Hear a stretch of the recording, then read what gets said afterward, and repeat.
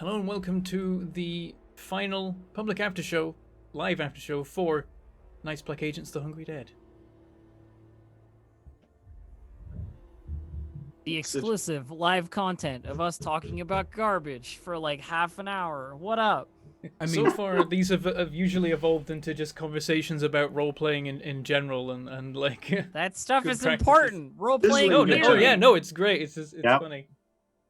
These kids nowadays totally forgetting the whole theory behind it. You know, the craft of role playing. Oh my god.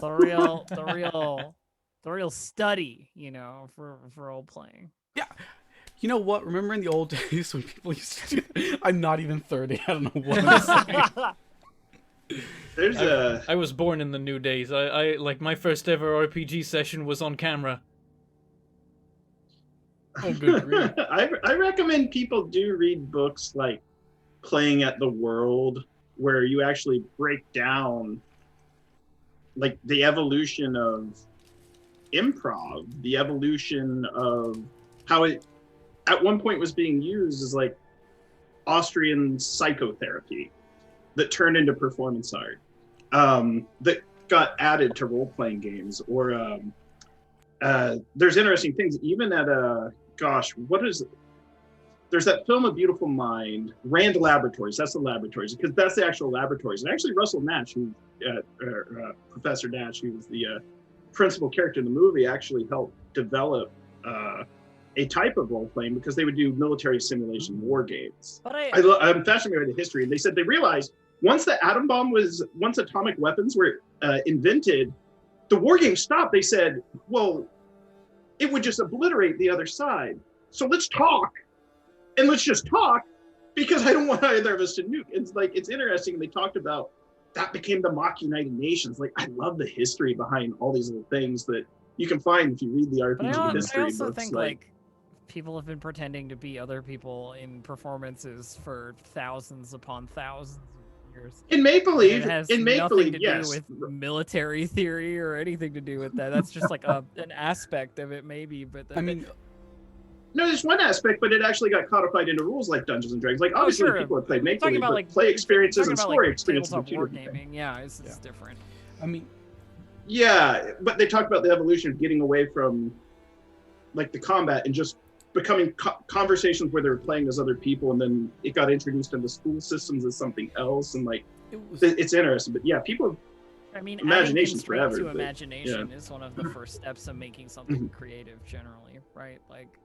Funny because like, I'm thinking about things like PBTA where you've got these set tropes, right? These set archetypes, and then you just improv with them, knowing roughly what they do and using that whenever appropriate. I'm thinking of also like Commedia dell'arte, which is exactly the same thing. Yeah. Where they're not really scripted, but they all play individual archetypes chosen by whatever mask they wear, and that's just like they go through whatever's going on, whatever hijinks are ensued, by trying to stick to that character as much as possible. Like. Sure, role-playing is relatively, like, role-playing, what we now call role-playing, is relatively new. Dungeons & Dragons is relatively new, but when you look about, like, playing parts in an improvised fashion, you realize that this is just one iteration of a very long history of these things, which kind of indicates, you know, that talk of, like, there's a right way to do it and a wrong way to do it. That's all made up. Just do it however you want to, as long as you're safe about it. Have fun. And I show people, this comes from the game design classes that I studied under. There's a good book on psychology called Maps of the Mind, which is just, they're really interesting illustrations of different psychological theories.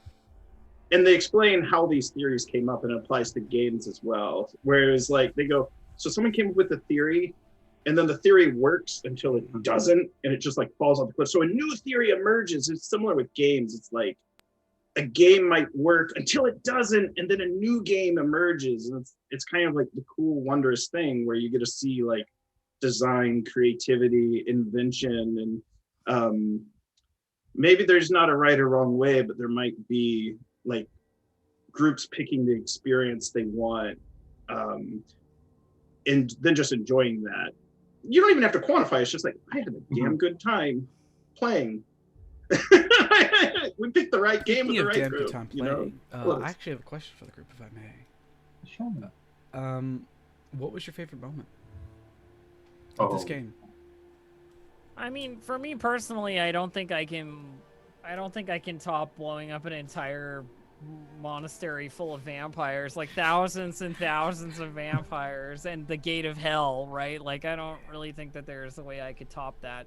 That's one of the more, like, generally epic things that has happened narratively in any game I've played, so I think that's it for me. I think personally, if I'm pretty picking badass. if I'm picking a Jess moment, there are lots of good moments with like other characters though. Like, and trying to pick one would be difficult, I think.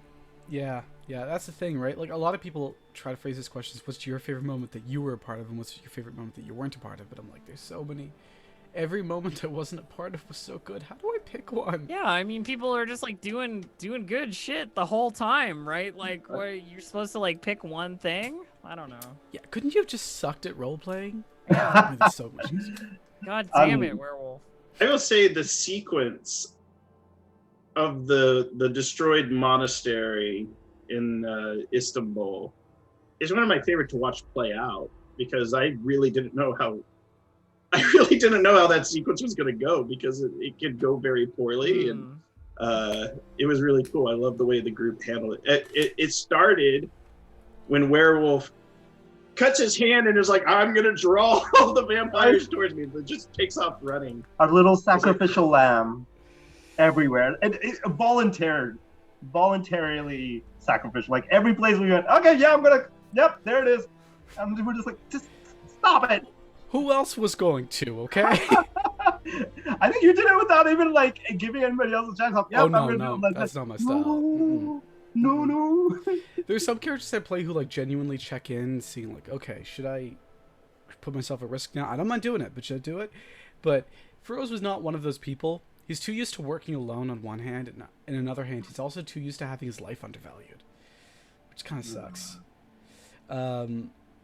Because, you know, that's the thing. Like, if you're an SIS agent and you're burned, they're gonna deny your existence. That's it. You're gone. Not right? wrong. So it's like, that's been the majority of his life for a very long time now. So his mindset is very stuck in it, and it was nice to see him break out of that. My favorite moment, though, was definitely just talking about. It was also in Istanbul. It was talking about mythology on the boat ride. I love being a nerd and getting to nerd out when it comes to that kind of stuff. So it made me very happy to just be like, oh yeah, these are the 4 rivers, and I guess I'll be playing Charon today. It was just fun. That was like, it wasn't dramatic or emotional or a moment. It was just fun. It just kind of felt good, yeah. Yeah. Yeah, I can see that. I really liked Sai's epilogues of some episodes, because Sai is kind of the comedic character that has these like really emotional epilogues where you're like attending funerals, and then you're running a flower shop and sending bouquets to your former crew members. There was just something very sweet about that as a nice little touch to the character. Because I feel like in such a world where vampires and things exist, there's always that one person who's just like, I didn't sign up for this. Like, this is well beyond what I had expected. I'm a regular person, and this is like, I'm only here because I'm part of this crew. I'm the only one that I don't want to drag other people into this, and I do have some skills, and whatever I can offer, I will offer. I'm not like specialized in killing vampires, but hey, if I can do even that 1% that tips the scale, that's what I'm going to do. But after it's done, no, kind of a situation. So like, I think I really enjoyed playing that. And I really liked how Newton like explained it to me, because I didn't have a way of like properly explaining my choices and why I picked the character the way I did. But like the way, having that comic moments in a horror game really helps give that nice breaks, so that you actually appreciate the horror moments more, and it builds that tension back up again. And I think like I didn't even think about it, but I felt like that felt more natural to me, because you have to have those sort of emotions in there as well to kind of really make it feel like a whole. Yeah, because tension building on tension it gets boring. Like, because you're like always expecting something horrible to go wrong or whatever, and it just becomes kind of like rote. Whereas if you have these like humorous gaps in the like create levity in these situations where there could be tension, then I think it like it draws people in a little more, and like viewership wise, or like from a viewer perspective, it's like much easier to get into, right? Yeah, And I think it didn't help that the inspiration I got this character from was essentially like this, where he's not. I mean, he's a very smart person, but he's well in over his head. He's no Sherlock Holmes, but he thinks he is, and all he does is keep stumbling into situations and then luckily getting out of it somehow to move forward. So I had a lot of fun doing that. That was a blast. But yeah, I enjoyed every aspect of this game, and I enjoyed everyone's portrayal of their characters. It just meshed so well together, I felt. I mean, the thing about like, my point just evaporating to air like a vampire in the sun. The thing F's in chat for Melano. Sorry. F's in chat for Hades. Okay, that's what we're really sad about. I really enjoyed that final battle. That was badass, especially because no one knew who would be the one like doing that final blow. So all of us were just being as epic as we could in the moment. It was good. It was good. Yeah, you just gotta play like that proficient action hero vibe that the characters like have almost like in those moments, because you don't know what's gonna be like the narrative end of the King of the Dead, so you just gotta keep being epic. Yeah, I was hoping Melino would fail, only because she's gonna go, she's gonna do something, and she would try. The character would try, but it's also one of those things. I was like, it would be a dramatic end for her if she doesn't make it, because there has to be a reason for her to be afraid of the King of the Dead. And I decided it would be a 50-50 because he only had 2 HP left. Oh wow! If he ends up in the sun, if he ends up in the sunlight, or he might have had 3. He had a little bit of health left, and she only had a little bit of health left too, because she had exhausted herself. If her aberrance goes out, which is her magic ability, then she's done. Or if her health goes out, she's done. And her aberrance, I mean, she was essentially zapping Ashley's, Blythe's character's health to stay around. And I was like, she would go dramatically. She's a goddess, essentially. She would try, at least. Didn't work out in her favor. Actually, remember my point about Sai is that really the differences between a marathon and a relay. What's more fun to watch? It's a relay because you're seeing different people take up the stick, right? Yeah. And you're seeing there's a break between one moment to the next, as opposed to a marathon where, I mean, there's only so long you can stare at someone running before you just get tired of it. Yep. You get a lot more mileage. Yeah, more mileage. Yeah, that's a good way of putting it, I guess.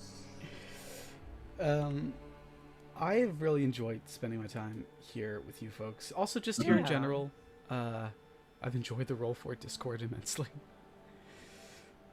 It's been hilarious. I wonder if we were to hang out again, what kind of game would we play? Because I feel like... I mean, I feel like from what I saw from this game, that this group in general, if we had everyone, Blythe included, obviously, would be a fantastic like Apocalypse World game group. There's a lot of good improv happening and like a lot of good stuff going on. And I would be happy to run it for us. I'm just saying, like, I'm putting it out there, like if we want to go again, like I'll do it. Be down.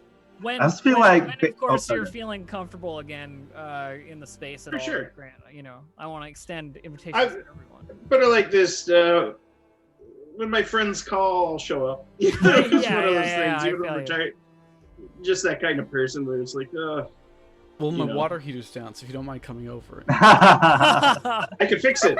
Oh gosh, I had a conversation with someone about it. They were like, "Wait, what? You're certified in all this like water treatment and mechanic stuff?" I was like, long story. I'm just showing them how to fix a steam trap. They were like, I'd be down to play. Yeah, that's what jumps into my, that's what jumps into my mind, because the thing about Apocalypse World in general, if you're gonna like play it, is that the tone is really set by the players. The game doesn't like prescribe a certain tone. Like the way the characters act sort of sets the pace. And I think that this group would do really well with that kind of like a amount of freedom, you know. I agree. Mhm. I agree. But if other people have other suggestions, you know, like I would love to. I hear feel like about with the type of knowledge and expertise that we have, and just our love of history, love of like mythology, I'm and just everything in general.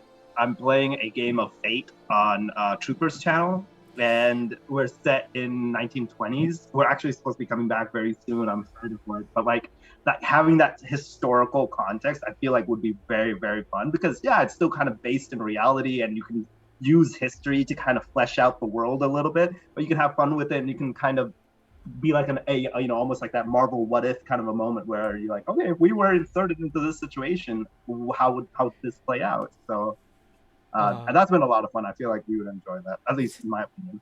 It's a damn good game, and I get Yeah. like setting ourselves in a historical moment would be really interesting. I think. Also, like, okay, secret time. That is literally one of my favorite games to watch, and it's the game that I wish I was in. You know how you have that game where you watch and you're like, oh no, Yeah. damn, that is my bag.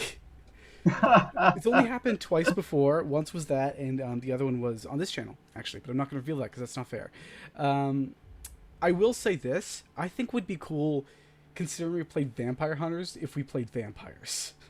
I'm curious to see what we would do if we were the bad Switch it up. guys. Hell yeah, up. I can vampire with the best of them. I just put out a little meet, like someone was saying, like having a all villain campaign. I'm like, I would be that villain that thinks he's a villain, but does like the most small, petty, villainous things Yeah, just they're because just he's like- not capable of doing more than like, that. They just like have too much of a conscience. Yeah. Yeah, because like you guys ever watched that Key and Peele one where they're all like a Mexican gang, and then there's this guy who keeps like the new gang member where he's like, oh, muy loco, this guy's the new loco one, and the guy and I think it's Peele or is it Key? I keep mixing their names up. But he's like, no, I'm the loco one. Look at me, and he goes, I'm a crazy duck. Whack whack. Whack. He's like, no, that's not the type of loco. This is different. That's a zany.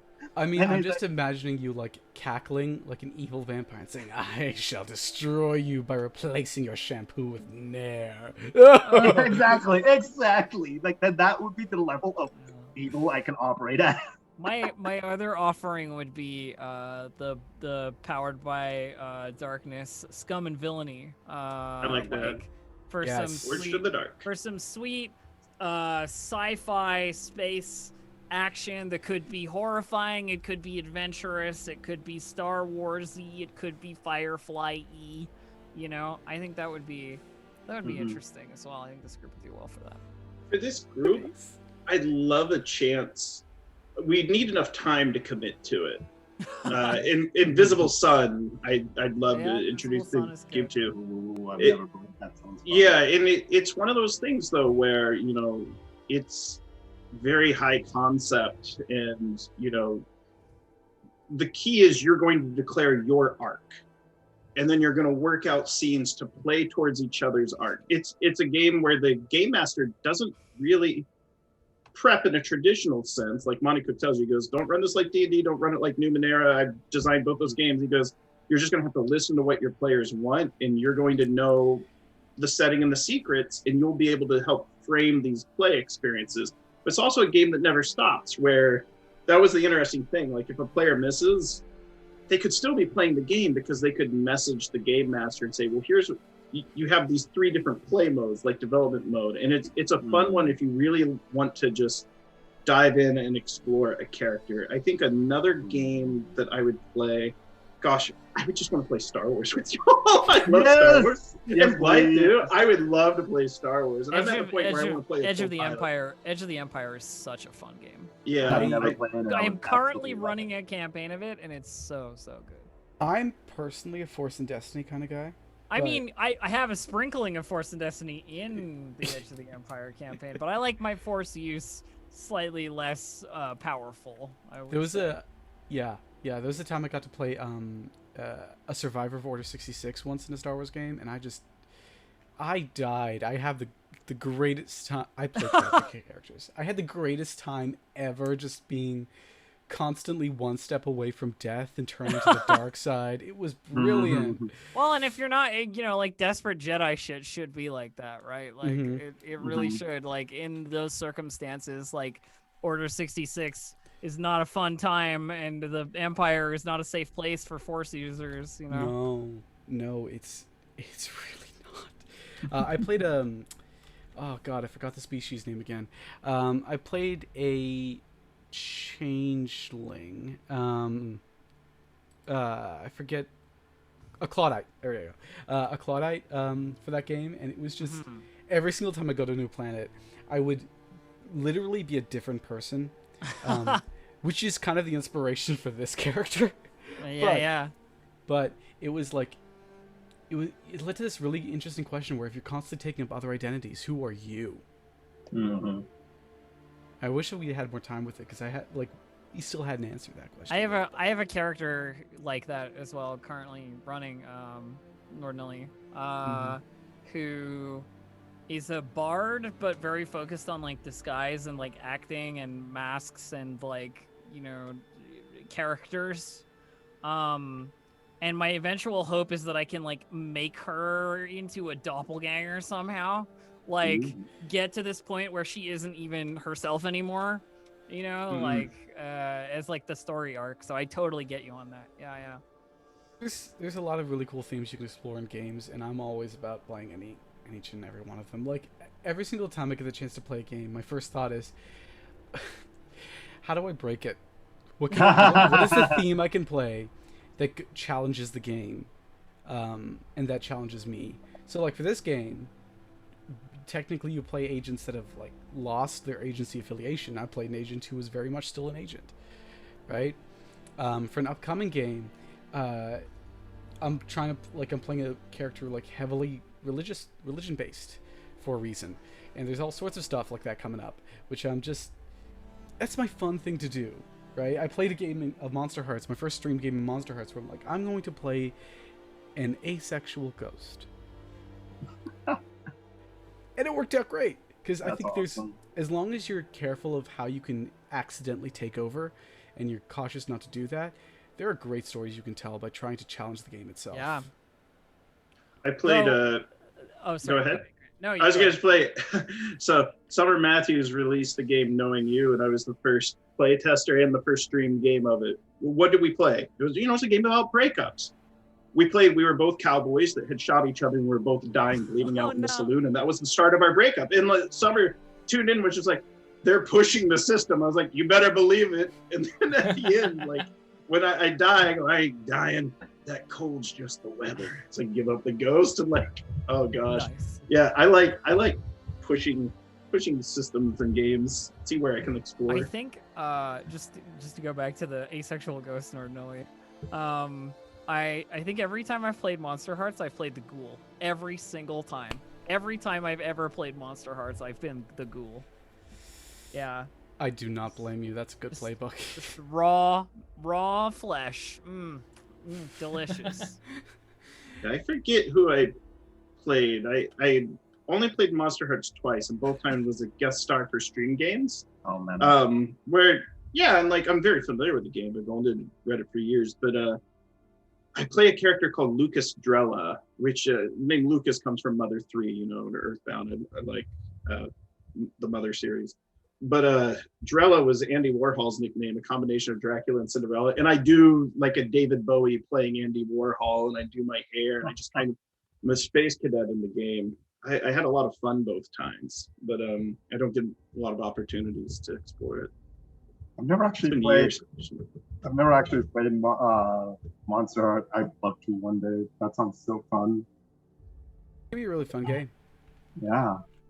It's a great system. Monster Hearts is another great option. I'm just putting it out there. I mean, we can see if we can get some of these options on the show. We've played a lot of these systems before. We've done lots of Monster Hearts. We've done Fantasy Flight, Star Wars, and we even did Skill and Villainy once. And what's the other one? Half the stuff mentioned we've tried before.